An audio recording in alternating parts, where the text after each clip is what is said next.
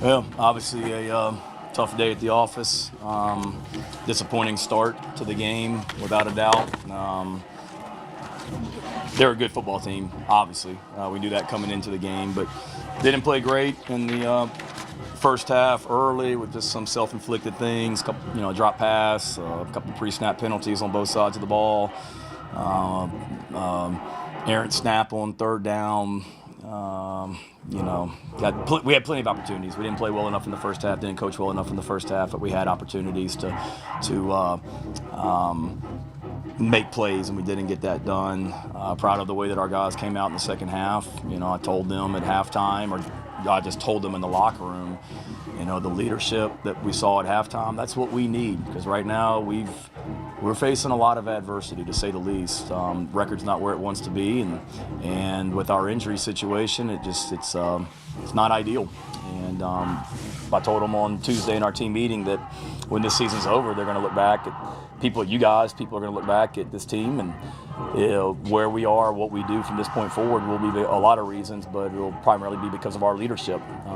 And I saw some great leadership. Those guys at halftime were upset and frustrated and mad, and knew that we weren't playing like South Carolina in the first half, and loved the way they came out in the second half. I love the energy that we played with in the second half.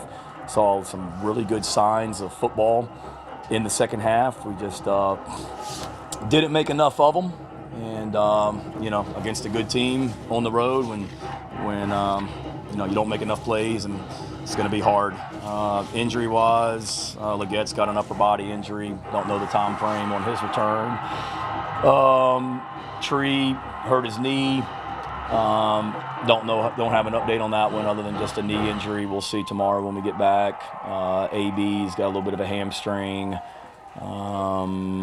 Who else? Am I missing anybody else? I think that was the one, but obviously we could not afford to lose an offensive lineman today, and we were down obviously with Rashawn not being here. That was not ideal going into the game against that front, and we got to do a better job of protecting. We tried. We were chipping. We were max protecting. We were moving the pocket. We were trying to get the ball out of his hands quick. So we knew it was going to be a challenge to block these guys, and didn't do a good enough job of that. So, questions? Shane, you mentioned the leadership at the first half. I knew they didn't play well in the first, played better in the second.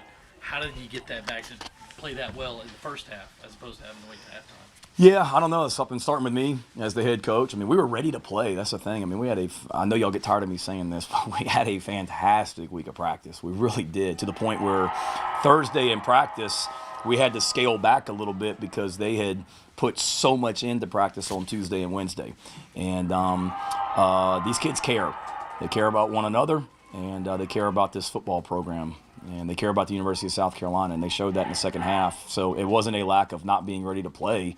We had a great week of practice. We had great energy at the hotel, great focus, loved the mentality before the game. We just, we kind of got on our heels a little bit, I think, offensively in the first half with the pressure that they were putting on Spencer. And they hit some plays on us against our defense that, we were in position to make a play, and we just didn't make a play. And so to answer your question, I got to look at how we're doing things, but I didn't feel like coming into this game that we weren't quite ready to play. We were ready to play. We just didn't make enough plays in the first half, but we need the energy that we played with in the second half. That's what we got to continue to do going forward. Hopefully, with all the expansion and facility projects they're doing here, we could maybe find a better post-game press conference room with that new development that they're doing out here. Shane, on some of those third downs or fourth downs in the red zone, just when we kicked the field goal, just what was the thinking on some of those? Yeah, on all of them. The first one that we kicked, the field goal on the fourth down in the first quarter, I think that is what it was. We called the timeout because the wind was swirling out there today. And really, 1 minute it's at your back, the next minute it's in your face. And initially I was going to punt because the wind was in his face. During the timeout, it kind of flipped. And so that was that decision. Yes, Emily, on all of them, I considered going for it because it's at some point you need touchdowns, but you also got to do a good job of making plays on on third down to get yourself to stay out of fourth down and getting a first, and then being able to protect the quarterback as well. And certainly that was a challenge. So when we had an opportunity to, kick field goals and keep it a 2-score game, I felt like at some point, we would get a turnover on defense. We had the issue with their errant snap or whatever it was on the punt that we got the ball back. But, I kept feeling like eventually we could get a turnover, and I don't think we had a takeaway today, which is not like us, and it's hard to win football games when you're not creating takeaways. But that was my thinking on that one. Just keeping it a 2-score game. The last one down there where I think it was on the 3-yard line and we kicked the field goal, certainly really thought about that one, but it was one of those that I thought we had opportunities on first down, second down, third down. We didn't get it done, and called 3 pretty good plays, we felt like, and just felt like, let's just keep hanging in there and keep this thing a 2-score game, and let's put our defense back out there and go get a stop. Shane, it's real easy, obviously, on the outside looking in from a defensive standpoint, trying to figure out, okay, what's going on. And I know you haven't watched the film yet, but just from talking to Clayton and some of your defensive players at halftime, what was it? Do you think it was some miscommunication in the secondary at times? I know it's not just on the secondary, but just some of the issues that you think took place in the first half.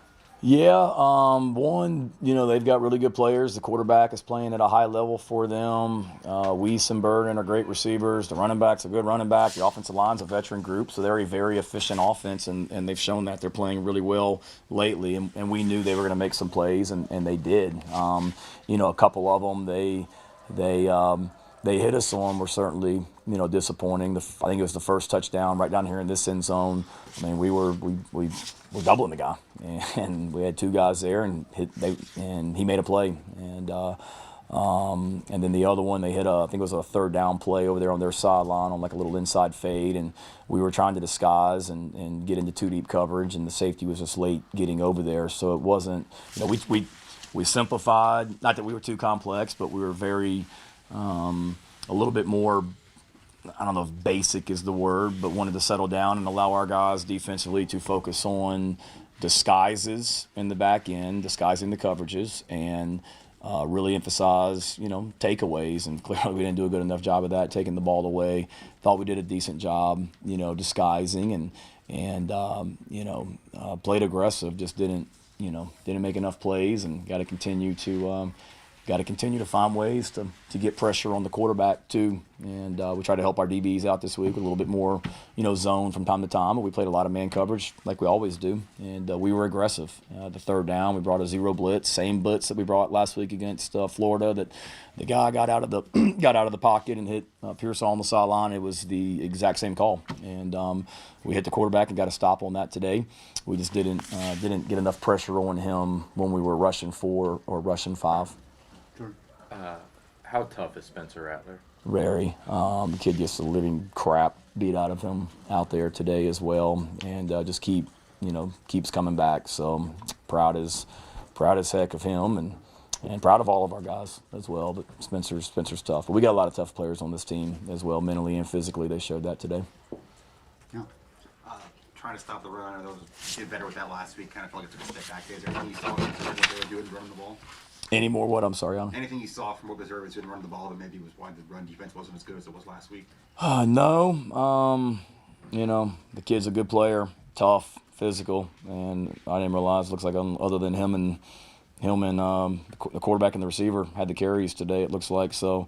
163 yards and 2 touchdowns. He's a load back there to tackle, and he certainly broke some tackles. A lot of what we were doing today was based on stopping the run and trying to take advantage of some tendencies and things like that we felt like they had going into the game formation wise, and in order to stop the run. But clearly we didn't do a good enough job of knocking them back and creating negative plays. Anything else? Good. All right. All right, y'all travel safe. Thank you.